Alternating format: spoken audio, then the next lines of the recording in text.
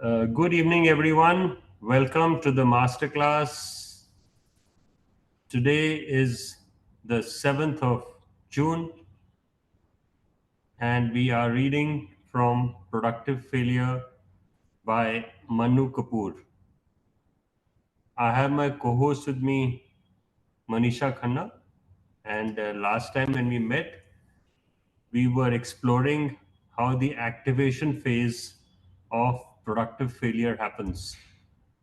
We had some quizzes in the chapter, and then we did a test where we said that the failed generation effect which comes about. So we are on figure 3.3. That's where we were last time. And if you look at it, it says in the study trial, students were given 17 seconds to read the word and its correct synonym.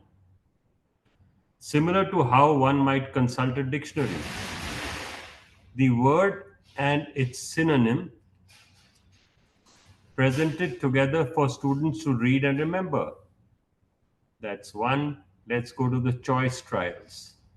So if you look at it in your WhatsApp, you can actually see the figure. I will add this figure there. Then it'll become easy for you to follow.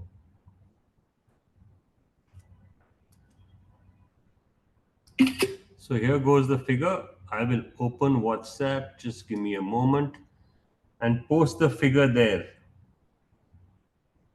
So if you open the Saturday masterclass inside your WhatsApp, you should be able to see the figure.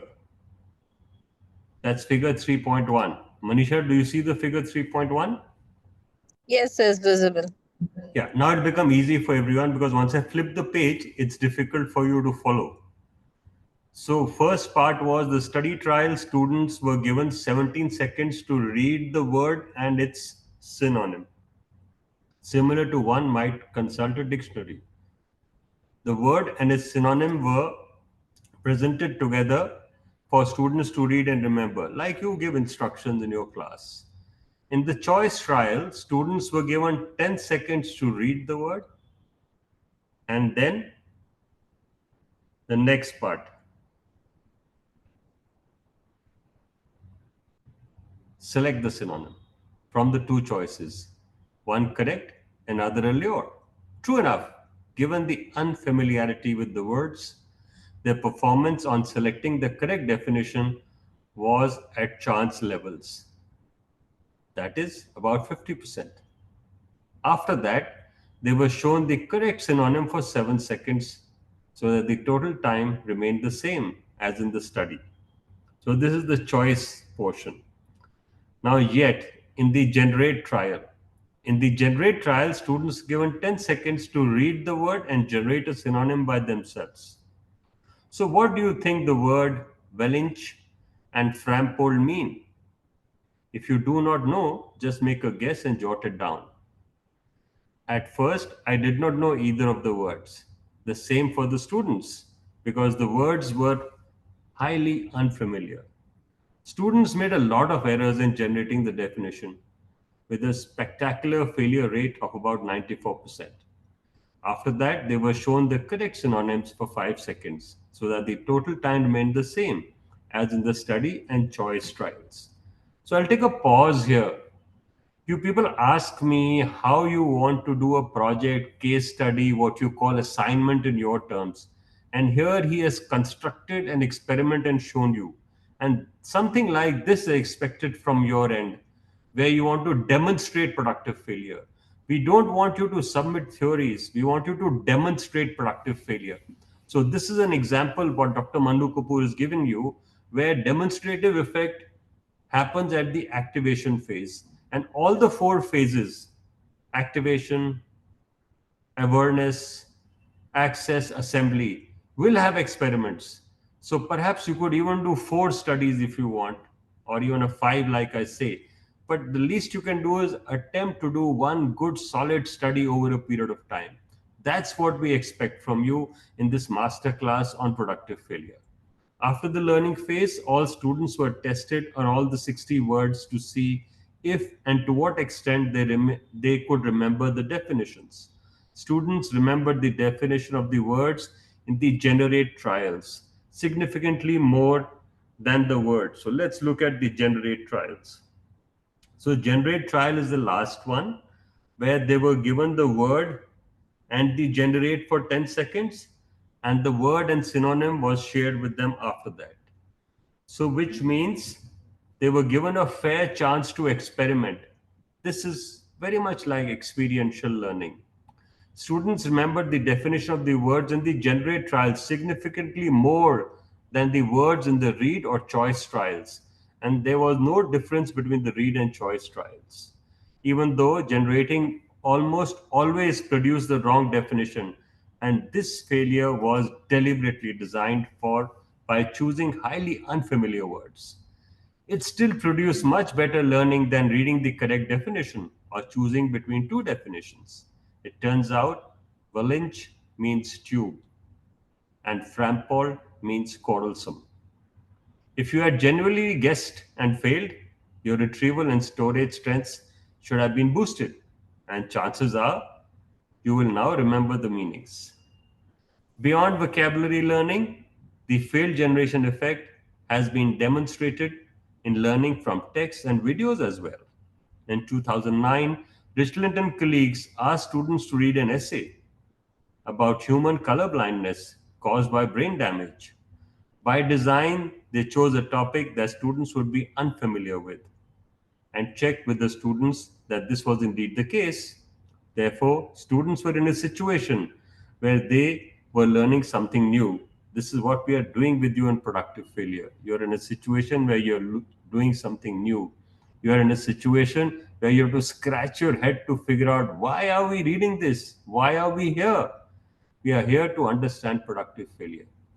Figure 3.4. Let me give you the figure 3.4 first.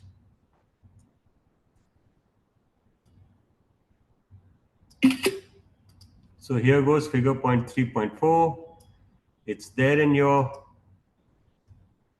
WhatsApp. You can have a look at it there.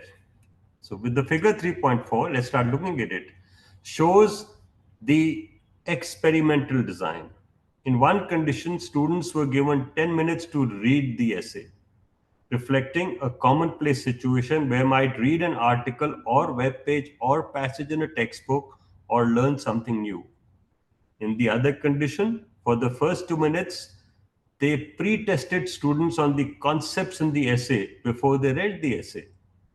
In the remaining 8 minutes, students read the essay, making sure that the total time, 10 minutes, was the same for both groups of students. In the end, all students answered a post test on the concepts covered by the essay. Let's see what happened. Students were post tested largely failed on the pre-test. Interesting. Answering about 95 of the questions incorrectly. This was expected given that the pre-test by design occurred before reading the essay. Yet, these very students performed significantly better than those who only read the essay. So in today's world, this is what is happening. You just read and go on, and then there is no retention. Remarkably, failed generation prior to reading an essay was more effective for learning than an extended time to read. Given how much of our learning happens from reading text, be it on paper or on the computer or on mobile devices, these findings are highly relevant to our own learning. That said, we do not just rely on text based sources, but also videos and online lectures. Wouldn't it be nice if these effects also extended to learning from instructional videos? I want to pause here and mention to you, and I mentioned this week to a number of people whom I met. I said, as of now, you have the Kindle format, which is in front of you. Then you have the audio format, which you can subscribe to on Audible and so many other reading apps. But you have no format like ours where we create a video by a screencast of the Kindle and give you the audio with it.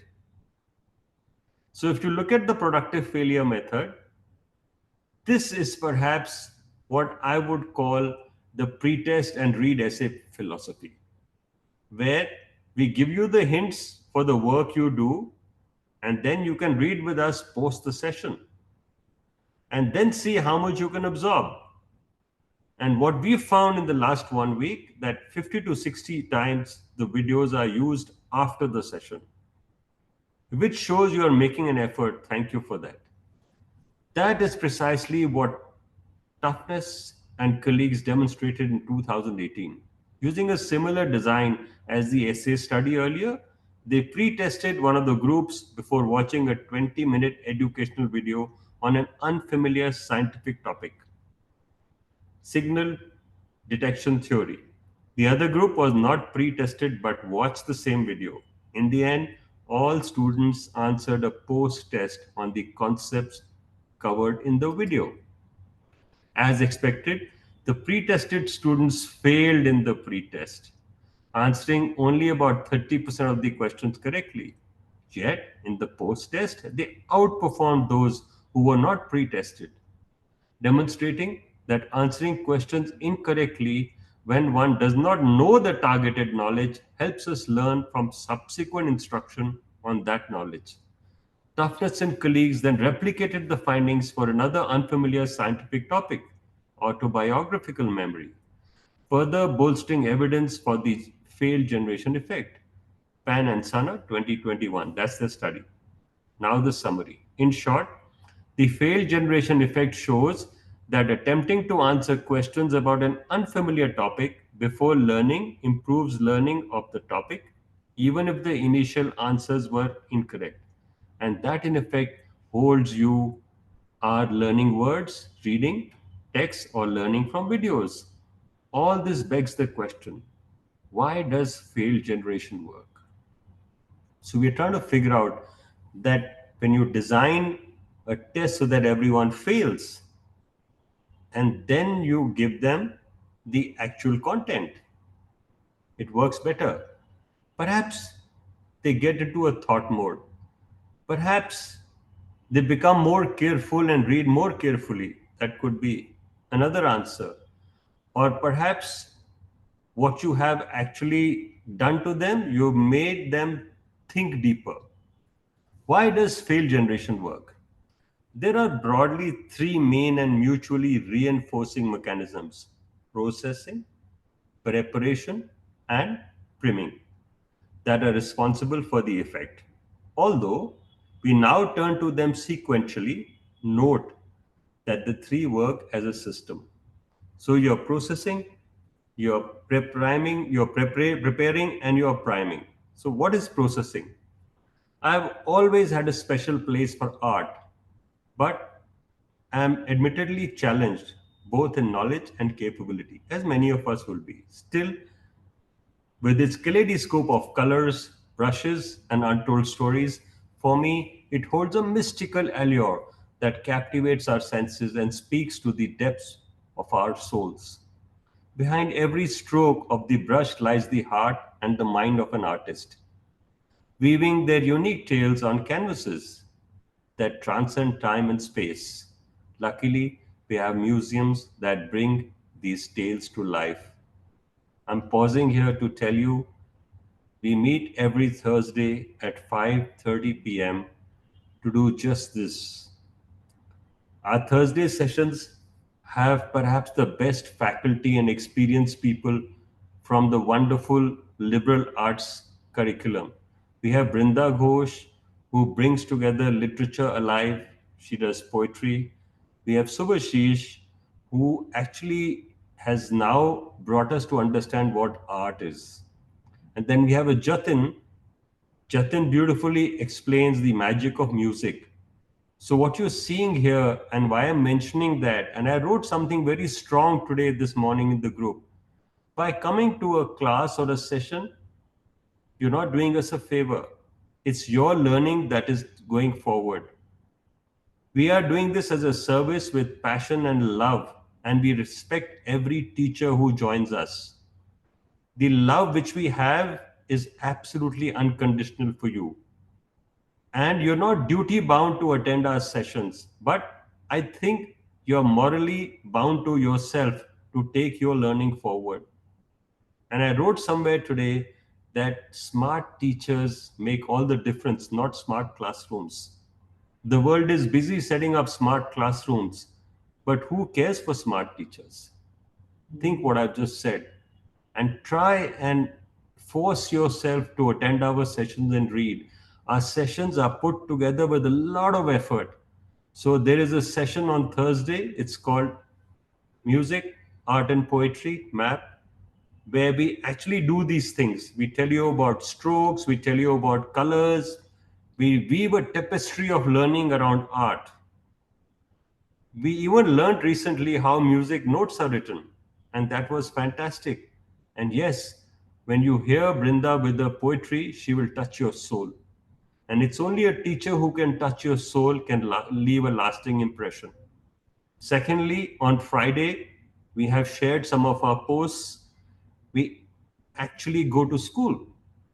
It's different from what we do here on Saturday Masterclass. We talk about school and schooling. We talk about the challenges which are there in the schooling system. And you will not find this kind of learning anywhere in the country in any workshop. That's our promise. So let's carry on. So, productive failure. It's our productive failure also that we're not able to excite you and make you think. And that's why we are working harder. So, our productive failure is making us perform more and making this passionate plea. Why?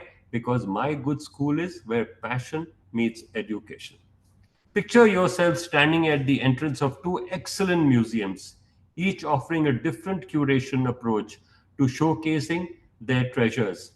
In Museum A, the curatorial concept is clustered artists. It could just well have been themes or chronology, but let's say it is organized by artists. That is, you encounter a series of rooms, each dedicated to the paintings of renowned artists like Monet, Renoir, Degas, and so on. Each room being a microcosm of an artist's brilliance, inviting to immerse yourself in the unique styles and genres of the artist's creation. Second, in Museum B, a different adventure unfolds. Here, the concept of mixed artist reigns. You encounter the same paintings by the same artists in the same number of rooms, except each room carries paintings from multiple artists. So instead of a Monet room, Renoir room, and Degas room, imagine witnessing a juxtaposition of artistic creations in each room. The collision of styles and genres sparks a kaleidoscope of imagination as you explore the interplay between contrasting visions and discover unexpected connections.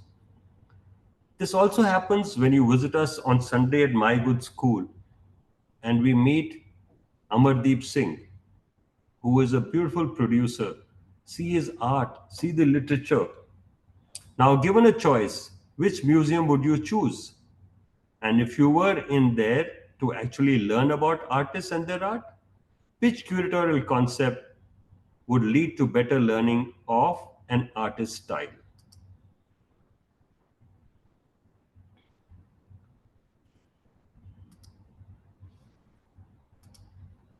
And genre, sorry. In Museum A, the clustered artists offer a focused exploration, making it easier for you to engage with the paintings of one artist at a time.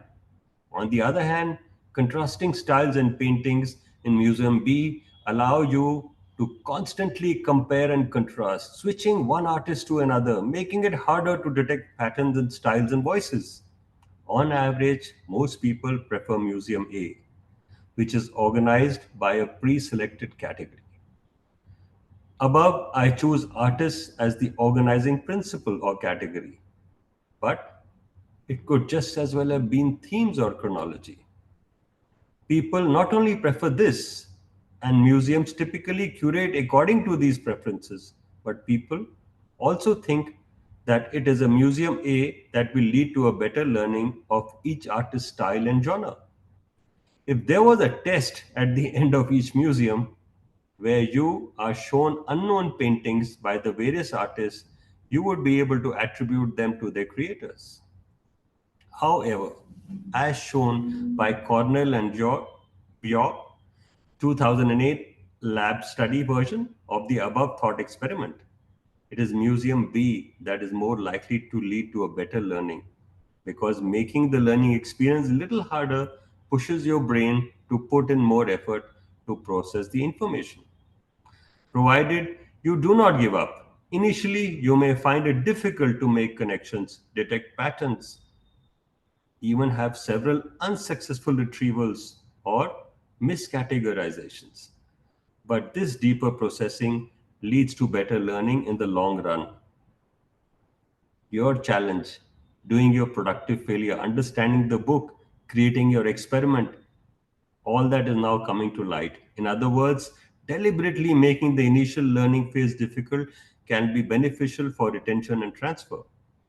A phenomenon coined as desirable difficulties by psychologist Robert York in 1994. He's the same guy who co-developed the new theory of disuse using the construct of storage and retrieval strengths. Generation involves retrieval from long-term memory, and the act of retrieval increases the storage and retrieval strengths and helps you remember better. Recall, however, that the greatest boost to our memory comes from retrieval strength is low, and failed generation basically means that retrieval strength is zero or close to. That is how as it can get, but that is precisely where we stand to derive the strongest boost in both storage and retrieval strength. Desirable difficulties refers to the idea that introducing certain well-designed challenges or difficulties during the learning process can actually enhance long-term retention and transfer of knowledge. Difficulties here refers to items with low strength retrieval, which makes them difficult to remember if at all. Although difficulties may slow down the initial learning phase, they may ultimately lead to a better retention and understanding in the long run. And that is what makes them desirable. That's why desirable difficulties. This is why techniques like pre testing yourself can be more effective than simply reading material. This is why the party with the new introduction rules is likely to be more effective in remembering names. Desirable difficulties can be applied to various educational settings and learning domains, and research has shown that these techniques can lead to improved learning outcomes. So let me highlight this, which will give you some thought process. So I'm giving you this little quote about desirable difficulties. I've added that to our conversation on WhatsApp. So let's look at language learning now. For example, in 2013, Sean Kang and colleagues demonstrated the effectiveness of desirable difficulty in second language vocabulary learning. They randomly assigned fluent speakers of English to learn words in Hebrew by either imitation or retrieval.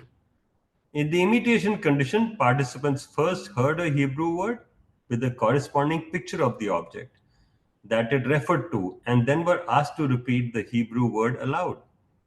In the retrieval practice condition, participants were shown the picture of the object and were asked to produce a Hebrew word aloud, followed by hearing of the Hebrew word. So you saw the picture first, you heard the audio, and then you could make the Hebrew word.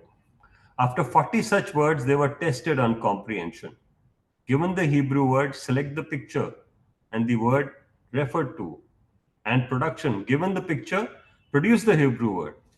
These tests were given immediately after the learning phase in the first experiment, and with a 2-day delay in the second experiment. In both experiments, the performance of retrieval practice students suffered during the learning phase, yet they outperformed imitation students on both comprehension and production. In fact, the effects were stronger on production, which is the harder of the two to learn. So this is very interesting on how language is used to establish a productive failure learning model. So let us see motor skill learning. It's important for us to reflect here because as teachers, you start with motor skill learning, Then you move on to language learning. So here we are trying to understand how language learning can be done and how motor skill learning is done. Similar patterns of effects extend to motor skill learning as well. Imagine a simple motor skill as throwing bean bags into a target placed at a distance, much like throwing a basketball into the net. In the classic experiment in 1978, Kerr and Booth had elementary school children learn this motor skill, throwing bean bags into a target. Some students were asked to practice throwing from 4 feet away, others from either 3 feet or 5 feet, but never from 4 feet. After several weeks, they were tested from 4 feet away. If you were in the first group, you got to practice throwing from 4 feet away, and weeks later tested from 4 feet away, precisely the distance at which you practice. This is called blocked or massed practice. You practice the same thing again and again in a block. If you were in the second group, you got to practice throwing from either 3 or 5 feet away and never from 4, but were tested from 4 feet away. This is called varied practice, where you are constantly switching from one distance to another. Which group, blocked practice or varied practice, would perform better? If practice makes perfect, then we would expect block practice students to perform better. After all, they practice at 4 feet and were tested exactly at the same distance, like you do your rote learning. If, however, there was some benefit to the increased difficulty the varied practice students faced, then we might expect them to perform better. The increased difficulty came from having to switch, which meant they were switching what they were retrieving. After all, even though they did not practice at 4 feet, they spent more time coordinating across multiple variables and strategies, controlling strength, angle, direction, etc., and perhaps learned how to modulate and encode these variations better, which in turn made them more flexible and adaptive. And that is precisely what the foundings also revealed. Varied practice students outperform block practice students, a finding which is both counterintuitive and hard to believe. Practicing a motor skill under varying conditions, even though it is harder, can lead to better performance than the skill needs to be adapted in new situations. Since then, these findings have been replicated in several experiments in different ways for different tasks, making it fairly robust evidence for desirable difficulty while learning simple motor skills. By now, you've seen how desirable difficulties trick the brain into deeper processing in a number of areas, from memory tasks to vocabulary learning to learning about art and artists to motor skills. The list goes on. I have deliberately chosen a diverse set of domains just to illustrate your point. I end with yet another domain, music. So it's interesting how the experiments are done, and now you are perhaps reaching into a phase where you are in an adaptive learning phase, and you should be able to start working on designing your productive failure experiments. Music learning. Why music? Because music is another area where my ambition far exceeded my talent. I love listening to music, but I'm hopelessly challenged at it, like most of us. Still, if I were to learn how much to make music, say play a piano, how might I use desirable difficulties for deeper processing?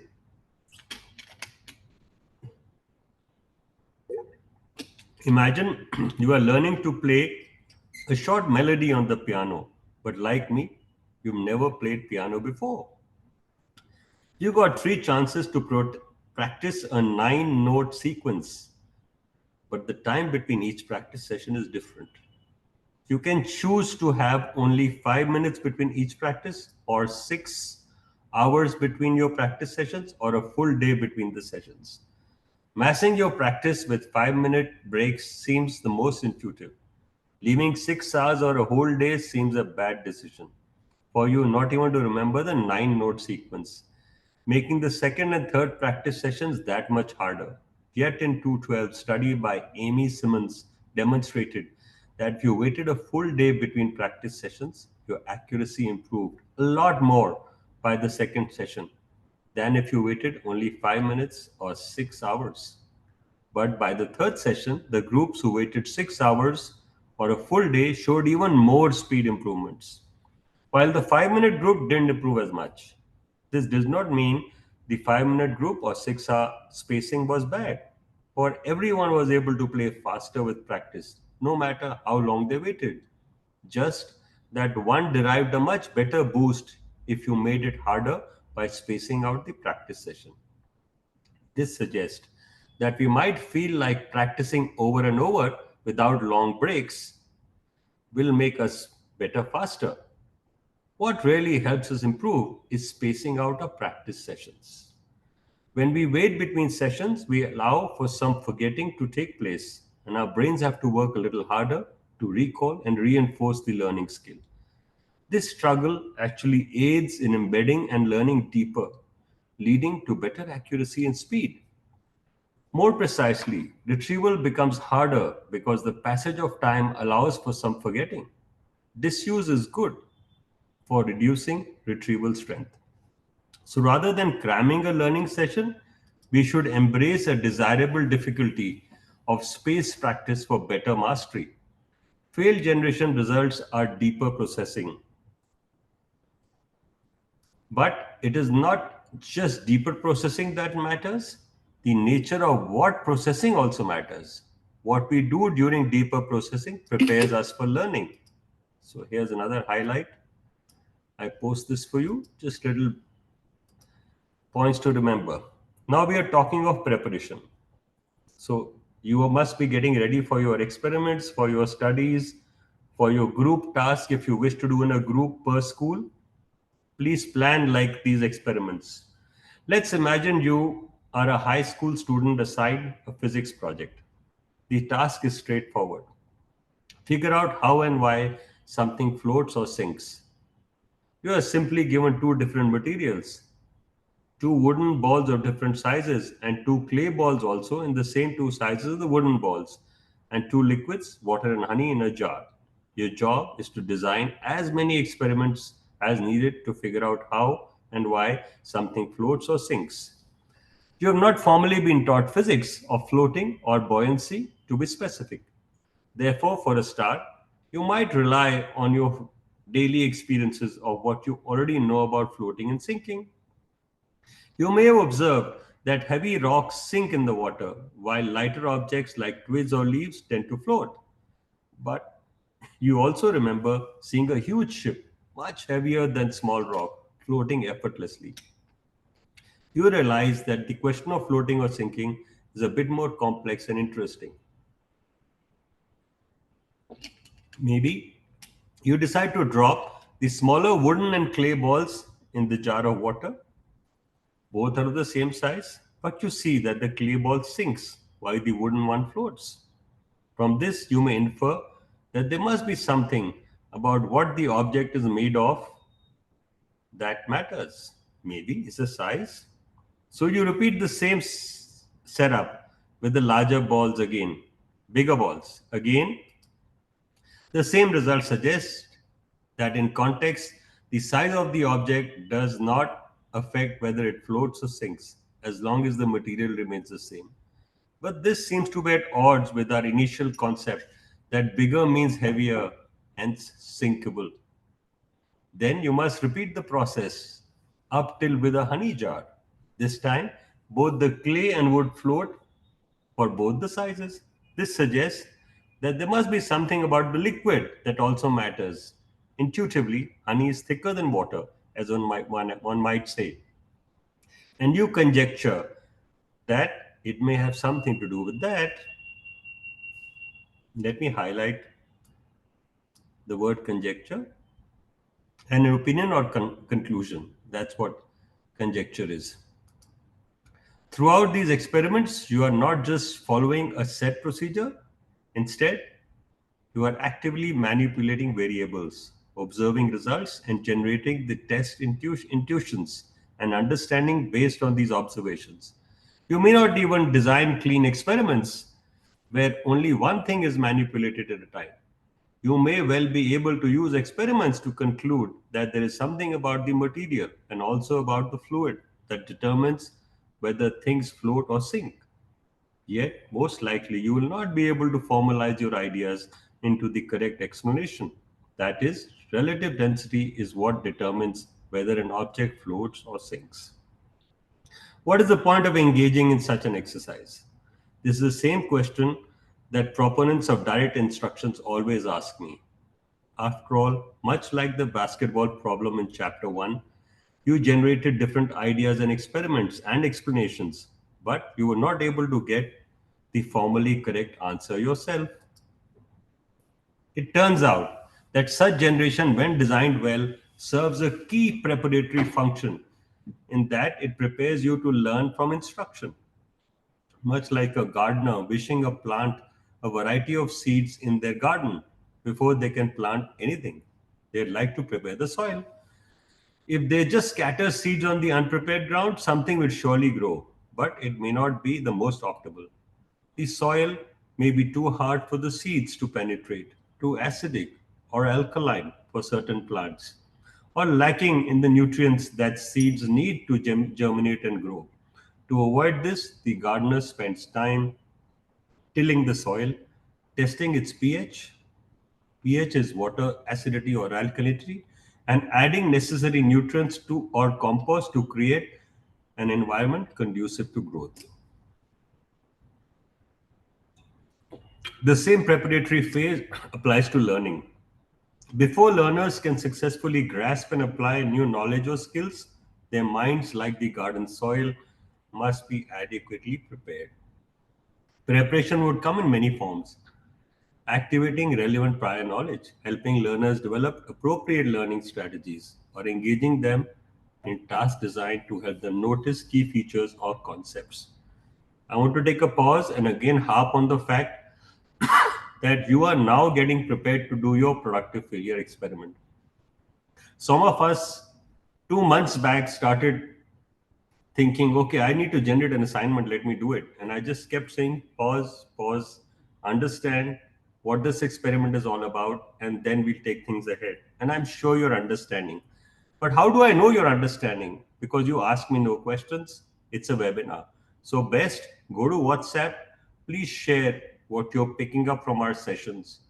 We will add your quotes, your words in our weekly newsletter. Come with original ideas. We'd love to produce them and share them. You may get some copies from AI, but you will not get original ideas from AI. This book has not been written by AI, by the way. For example, in our previous scenario, the student designed and performed various experiments on buoyancy. These experiments served as the tilling process, helping the students soften their existing understanding of buoyancy. Test the pH by identifying gaps or misconceptions in the knowledge, and add nutrients by creating a variety of experiences with floating and sinking objects. This is interesting. I'm going to add this for you to think. Sorry. When the teacher later introduces formal instruction about buoyancy and relative density, the student is ready. They have a rich set of experiences and observations to connect with the new information. Much like a seed planted in well prepared soil has all the resources it needs to grow. The teacher's instruction then is like a sunlight and water that helps the seed sprout and flourish. Lovely. Teacher's instructions is like sunlight and water. How beautiful. This gardening analogy underscores the concept of preparation for future learning developed by learning scientists Daniel Schwartz and John Bransford in 1998. It emphasizes that initial preparation, although it may not immediately result in visible learning outcomes or plant growth, is crucial for successful learning in the long run. By preparing the soil of the learner's mind, we can better ensure that future seeds of knowledge will take root and growth.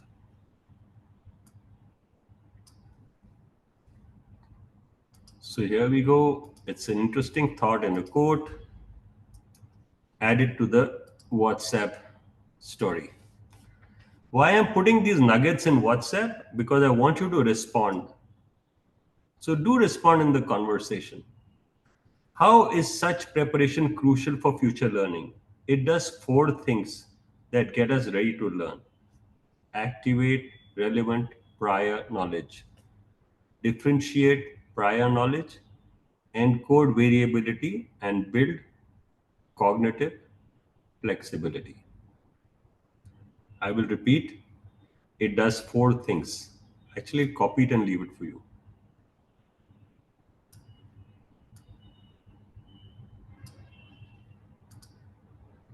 So, what we will do, we'll put a little bookmark here and share this page with the content because that will help you think, and we will do activate priors next time.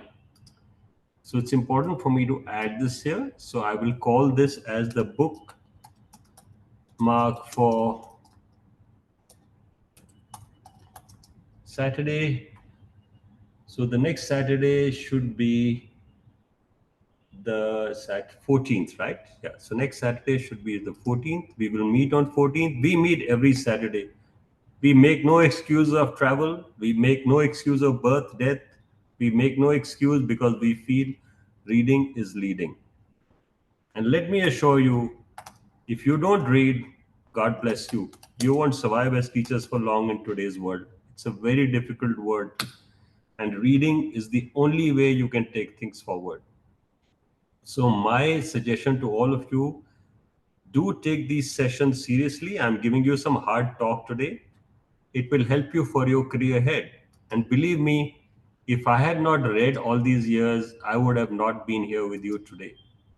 I'm only here because I love reading, and my life is only for reading. I'm born to read. And believe me, there's no better pleasure than reading. There's no greater joy than reading. And read aloud, it's even more fun. And that's why we are here. So, with the bookmark in your belt, I'm going to stop sharing and still go ahead and actually take you for a YouTube tour. We have a YouTube channel at My Good School. If you go to the YouTube channel once a week, I assure you will become a better teacher. If you can't find the YouTube channel, I suggest you sign up for the Good Schools of India Weekly. Where do you find that? The Good Schools of the India Weekly, very simple, gsi.in. Just go there and subscribe. You see my dashboard, you don't see a subscribe button, but if you go to gsi.in, you subscribe. When you subscribe, what do you get? Every Wednesday, our first day of the week at My Good School Alliance, you will get a weekly. Now, here's a weekly of what happened last week. We did Guru Nanak's travels on Sundays, so you'll have the video and you'll have a little summary. We did the science of failure and the 4 A's activation, what we are currently doing last week, and the video. We did personal and social development on Growing Knowledge Friday. This is a beautiful session and I thoroughly enjoyed it myself. Do play it if you missed it. Nature as a muse. Brinda puts in a lot of effort for a Thursday session. And believe me, I think Thursday sessions are the toughest sessions to handle. Do check them out. Yes, we share some new arrivals with you in case we can encourage you to read. Pick up something from there. So, this is our week at school. We wake up on Wednesday morning with a weekly. We meet, the GSS squad meets Wednesday evening. Thank you, GSS squad. Thank you for each one of you who help us. And then we roll on to Thursday, Friday, and Saturday and end up with Sunday. That's what we have for our week. And we don't have to share anything more. Go to the YouTube channel, try and replay the videos, not just replay them, comment, share with your friends, share with your other teachers, and please, please don't make excuses with yourself. Please read. It's 45 minutes. You can choose Thursday, Friday, Saturday. To make that effort to read. Don't tell us by saying you are busy, I'm traveling always. Let me share something very personal with you today. I have traveled more than many of you would have traveled in the last 7 days, but I have not missed my sessions. Because you eat, because you breathe, because you pray. So make reading at least 45 minutes a week your port of call. And I promise you, you will become a better person. You have to read. And our goal here is only reading, nothing else. We only set up this whole project about Good School Alliance, My Good School Teachers Academy to read. We started in 2021, and I always say in every session, we will read to the one person present because that's productive failure for us. Only one person turning up, we are more than happy to read. Even if that person doesn't turn up, we will still read, record, and leave a session for you.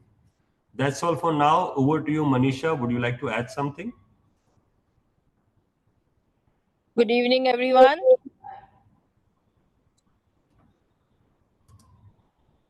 Today, the we have got to we have understood quite a lot about how reflection and how reading is going to take us to another world. I'll request everyone to send your papers, and in case you want to write something, you want to add on something, please write and please send it to me. Thank you.